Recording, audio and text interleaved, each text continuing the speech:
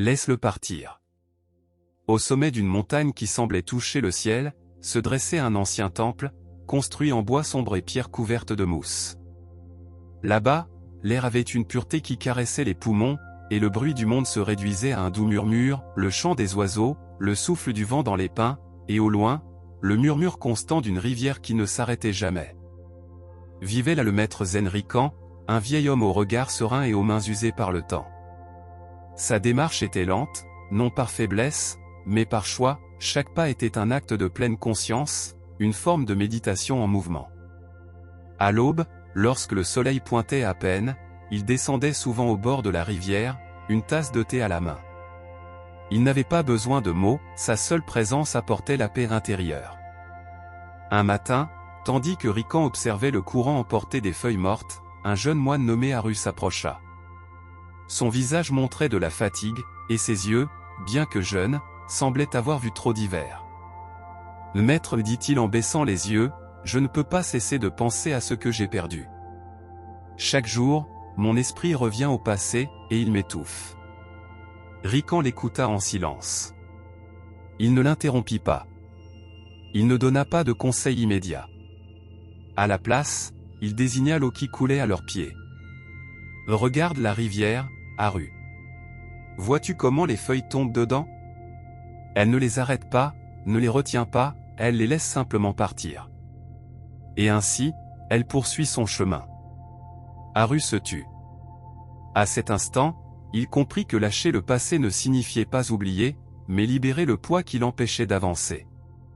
Le maître prit une gorgée de thé, ferma les yeux et laissa la brise de la montagne caresser son visage. Il n'y avait pas d'urgence. Dans l'art zen, même l'acte de lâcher prise a besoin de son propre temps. Le jeune Haru resta aux côtés du maître Rikan, observant l'eau. Ce n'était pas une simple rivière, pour le maître, c'était un miroir qui révélait la vérité de la vie. Le courant ne s'accrochait jamais à ce qui passait à travers lui, que ce soit des feuilles dorées d'automne ou des branches cassées emportées par la tempête. Tout suivait son cours, tout trouvait une destination au-delà de la vue. Mais, maître, dit Haru d'une voix faible, comment peut-on lâcher quelque chose qui fait si mal? Rikan se pencha et prit une petite pierre sur le sol. Il la plaça dans la main du jeune homme et dit: serre-la fort. Haru obéit, fermant le poing jusqu'à sentir ses muscles se tendre. Quelques secondes passèrent, et sa main commença à faire mal. Maintenant, lâche-la, indiqua Rikan. La pierre tomba au sol avec un bruit doux. Haru ouvrit la main et ressentit un soulagement immédiat. Tu vois? La douleur n'était pas dans la pierre, mais dans ta décision de la garder serrée. Le jeune homme resta silencieux, laissant l'enseignement pénétrer peu à peu, comme la pluie imbibe la terre. Le maître, avec son calme habituel, poursuivit. L'esprit fait la même chose avec les souvenirs et le ressentiment. Il les tient, les serre, et se demande pourquoi ils souffrent. Mais au moment où tu les lâches, le poids disparaît. Le vent souffla entre les pins, portant avec lui le parfum des feuilles humides et du thé du matin. Haru sentit quelque chose de différent, ce n'était pas une joie explosive, mais une légèreté subtile, comme si l'air autour de lui s'était élargi. Dans le langage du zen, c'était le premier pas vers la véritable libération intérieure. Rikan se leva et commença à marcher lentement en remontant la rivière. « Viens, dit-il, je veux te montrer un autre endroit où l'eau nous enseigne comment vivre. » Haru suivit le maître Rikan sur un sentier étroit qui s'enfonçait dans la forêt. Les branches formaient un toit naturel, filtrant la lumière du soleil en éclats dorés qui dansaient sur le sol couvert de feuilles. À chaque pas, le bois craquait doucement, comme si la forêt murmurait son approbation. Le chemin longeait la rivière, mais maintenant l'eau était plus calme, formant de petits remous où le reflet du ciel semblait un tableau vivant. Le maître s'arrêta près d'un gros rocher couvert de mousse et désigna un endroit où la rivière rencontrait une chute d'eau cristalline. « Regarde là-bas, Haru. » Le jeune homme observa l'eau se précipiter du haut, frappant les pierres, se décomposant en milliers de gouttes qui, malgré leur chute, se rejoignaient de nouveau plus bas pour continuer leur cours. « Tu vois ?» poursuivit Rikan, même quand l'eau est frappée et brisée, elle ne lutte pas pour redevenir ce qu'elle était. Elle avance simplement, s'adaptant à la forme que la vie lui donne à chaque instant. Haru resta immobile, écoutant le doux rugissement de la cascade. Il comprit que lui, au contraire, avait essayé de reconstituer un passé qui n'existait plus, comme s'il pouvait rassembler les gouttes d'eau dans l'air avant qu'elles ne tombent. Le maître prit un petit bol en bois qu'il portait à sa ceinture et le remplit d'eau de la cascade. « Bois, dit-il. » Le jeune homme but. L'eau était froide, vivante, comme si elle portait en elle la force de tout le chemin parcouru. « Ainsi est ta vie, murmura Rican, fraîche quand tu l'acceptes, amère quand tu essaies de la retenir. » À cet instant, Haru sentit quelque chose en lui commencer à se desserrer. Ce n'était pas encore la libération complète, mais le premier souffle après une longue immersion. Le maître le regarda avec un léger sourire et ajouta : « Lâcher prise n'est pas un acte unique, c'est une pratique quotidienne. » Le sentier s'ouvrit sur une clairière où la rivière formait une petite plage de pierres blanches et lisses. Là, le bruit de l'eau se mêlait au chant lointain d'un oiseau solitaire. Le soleil du matin commençait à réchauffer la surface des rochers, et l'air portait un parfum frais, presque doux. Rican s'accroupit et commença à ramasser quelques pierres. Il les posa en un petit tas devant Haru. Puis il se releva, prit un sac en tissu et le lui tendit. « Je veux que tu portes ces pierres avec toi, dit-il. » Haru obéit, bien qu'il fronçât les sourcils. Le poids était considérable, et à peine quelques pas plus tard, ses épaules commencèrent à se faire sentir. Ils marchèrent en silence sur un tronçon de forêt. Les racines dépassaient du sol, et chaque pas demandait attention pour ne pas trébucher. Le sac semblait devenir plus lourd à chaque minute. Finalement, Haru s'arrêta. « Maître, c'est épuisant, combien de temps dois-je porter ce poids ?» Rican sourit doucement. « Autant que tu le décides. » Le jeune homme comprit aussitôt. Il ouvrit le sac et laissa tomber les pierres au sol. Le bruit fut comme une libération, sec, simple, définitif. Il sentit son corps s'alléger, et avec ce soulagement physique, une sensation plus profonde commença à se répandre en lui. C'est pareil avec les offenses, les culpabilités, les pertes, dit le maître. Nous marchons en les portant sans nous demander si nous avons encore besoin de les garder. Ils s'assirent au bord de la rivière. Haru plongea les mains dans l'eau, regardant le courant emporter les petites feuilles flottant autour de lui. Le maître, les yeux à demi clos, ajouta : « Le véritable art du lâcher-prise n'est pas de repousser ce qui nous fait mal, mais d'ouvrir les mains et de permettre à la vie de suivre son cours. » Le vent se leva doucement, comme pour emporter avec lui les dernières paroles. Haru, pour la première fois depuis longtemps, ne ressentit pas le besoin de parler. Il se contenta de respirer, et laissa le moment le porter. Le maître Rican resta un moment silencieux, observant la rivière poursuivre son voyage, indifférente aux pierres, aux remous aux branches rencontrées. Puis il prit un petit bâton et commença à dessiner dans le sable humide au bord de l'eau. Haru se pencha pour regarder. « Je veux te raconter une histoire, dit le maître. » Il traça dans le sable la silhouette d'un homme portant un grand sac sur le dos. Il y a bien longtemps, un voyageur portait un sac rempli d'objets qu'il avait ramassés partout où il passait, souvenirs, promesses, blessures, même des choses qui ne lui appartenaient pas. Il croyait qu'en gardant tout, il n'oublierait rien d'important. Rican fit une pause et laissa une petite vague effacer une partie du dessin. Mais un jour, alors qu'il traversait une rivière, le poids du sac le fit perdre l'équilibre. L'eau monta, et le voyageur, accroché à sa charge, commença à s'enfoncer. Ce n'est que lorsqu'il lâcha le sac, dans un acte désespéré, qu'il put nager jusqu'à la rive. Et à cet instant, il comprit qu'il avait porté davantage son peur d'oublier que les souvenirs eux-mêmes. Haru resta immobile, regardant le dessin disparaître entièrement sous l'eau.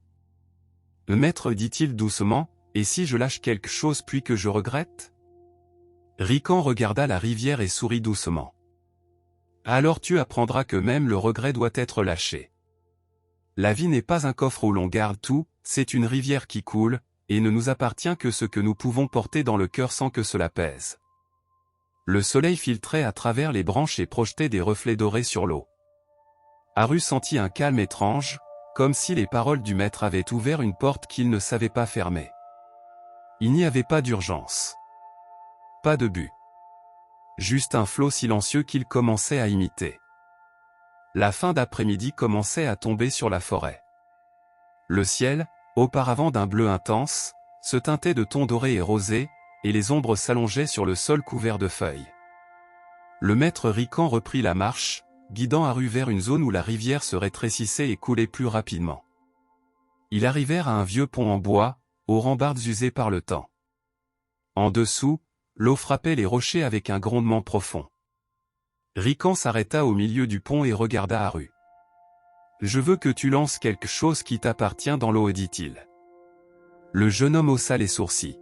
« Quelque chose à moi. » « Oui. Quelque chose qui signifie beaucoup pour toi. » Haru chercha parmi ses affaires. Dans la poche intérieure de sa tunique, il avait un petit pendentif en bois que son père lui avait donné avant de mourir. C'était la seule chose qu'il gardait de lui. Ses doigts le caressèrent doucement, et une vague de souvenirs le traversa. « Maître, je ne peux pas. C'est la dernière chose qu'il me reste. » Rican soutint son regard, sans reproche, mais avec la fermeté de celui qui connaît la valeur de l'épreuve. « Si tu le jettes, tu ne perdras pas ton père. Tu perdras l'idée qu'il ne vit que dans cet objet. » Le vent souffla plus fort, comme pour pousser le jeune homme vers la décision. Haru ferma les yeux. Le poids du pendentif dans sa main devint insupportable. Et alors, dans un élan qui lui arracha un profond soupir, il le lança dans l'eau. Le pendentif fit un bref saut, toucha la surface, puis disparut dans le courant. Un instant, Haru sentit un vide dans sa poitrine. Mais ce vide ne se remplit pas de tristesse, mais d'une légèreté inattendue. C'était comme si un nœud invisible s'était desserré. Rican hocha la tête, regardant la rivière emporter l'objet sans résistance. « Maintenant ton père vit dans ta respiration, dans ta manière de regarder le monde, dans la bonté que tu sèmes. Pas dans un morceau de bois. » Ils restèrent là, en silence, regardant l'eau s'éloigner.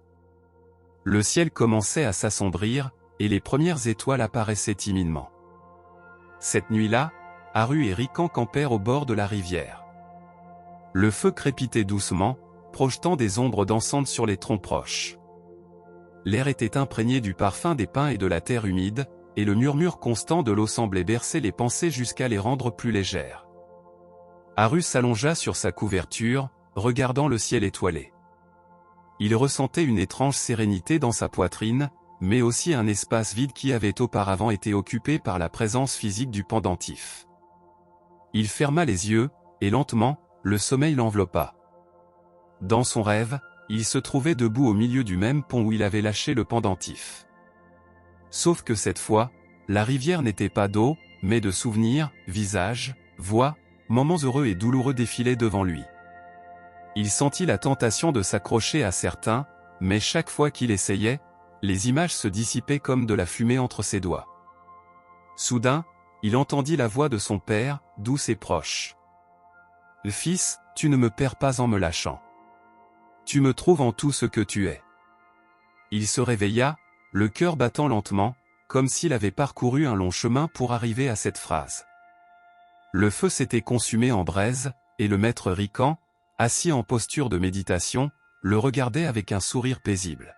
« Tu as voyagé loin cette nuit, dit-il. » Haru acquiesça. « Je crois que je comprends maintenant, maître.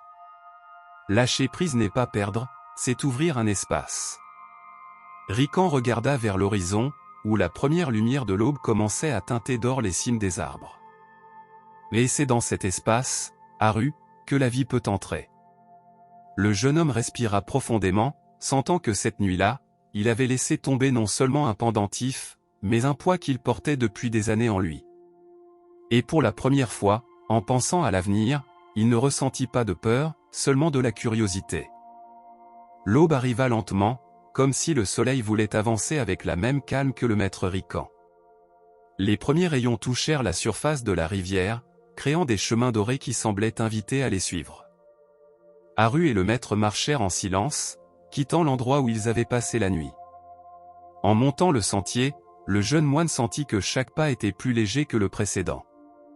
Ce n'était pas seulement l'absence du pendentif, mais celle de quelque chose de plus subtil, le poids invisible de ce qu'il avait retenu dans son cœur pendant des années. Ils arrivèrent sur une colline d'où l'on voyait toute la vallée. Les champs verts, les petites maisons avec de la fumée s'échappant des cheminées, et la rivière qui, tel un fil argenté, unissait tout dans un même flux. Rican s'arrêta et dit : « Aru, regarde cette rivière. De la montagne à la mer, son unique but est d'avancer. Elle ne revient pas en arrière pour récupérer ce qu'elle a laissé, ne regrette pas les pierres rencontrées, ne s'arrête pas pour garder les feuilles ou les branches. Elle coule, parce que c'est en coulant qu'elle accomplit son destin. » Aru sentit un nœud dans la gorge, mais cette fois ce n'était pas de la tristesse, mais de la gratitude. « Maître, je crois que maintenant je peux marcher sans peur. »« Alors tu as déjà appris ce dont tu avais besoin, répondit Rican.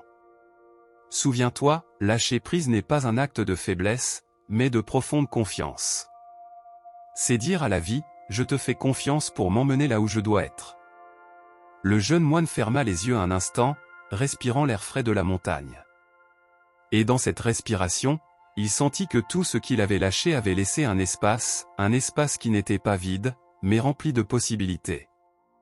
Alors qu'il redescendait, le soleil s'éleva complètement, et la rivière, au loin, semblait les guider. Aru savait qu'il devrait encore pratiquer l'art du lâcher-prise de nombreuses fois, mais il n'en avait plus peur. Car il comprenait que chaque fois qu'il ouvrait les mains, la vie trouvait une nouvelle manière de les remplir. Et ainsi, avec le murmure de l'eau comme musique de fond, Aru et le maître poursuivirent leur chemin, sans hâte, sans poids, et sans jamais regarder en arrière.